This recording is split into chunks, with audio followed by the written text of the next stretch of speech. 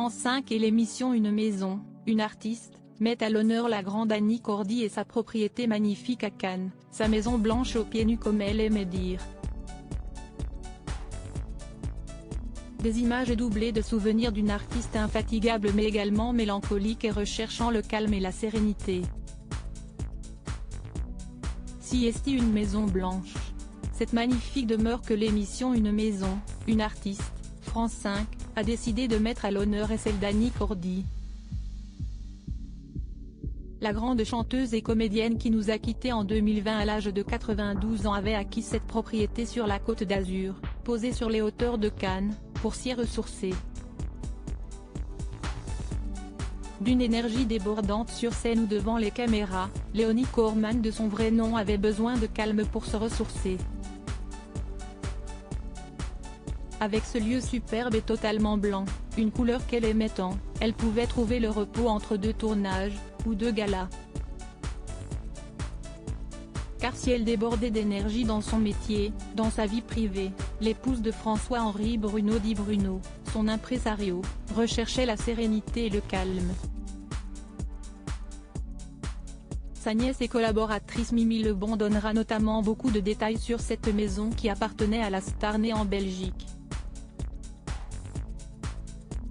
Siesti à l'âge de 40 ans dans les années 1970, alors que sa carrière brille au cinéma comme en musique, qu'elle décide d'acquérir cette maison de vacances qui deviendra sa résidence principale pour les 30 dernières années de sa vie. Siesti la même qu'elle rendra son dernier souffle ce 4 septembre 2020, dans sa chambre à l'étage.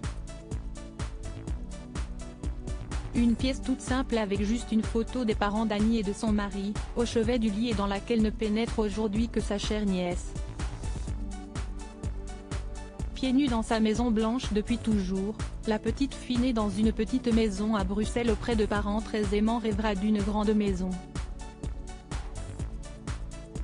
Ce sera donc chose faite avec cette sublime bâtisse avec une terrasse qui propose une vue imprenable sur la Méditerranée.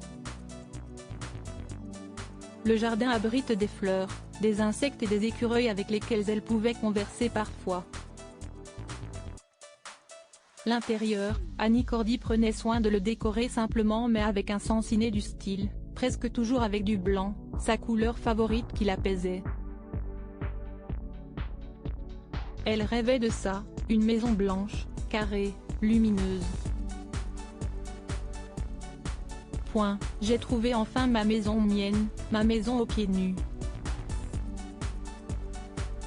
Elle a fait mettre partout du carrelage, de façon à pouvoir sortir de l'eau et continuer à marcher pieds nus dans la maison, confie sa nièce.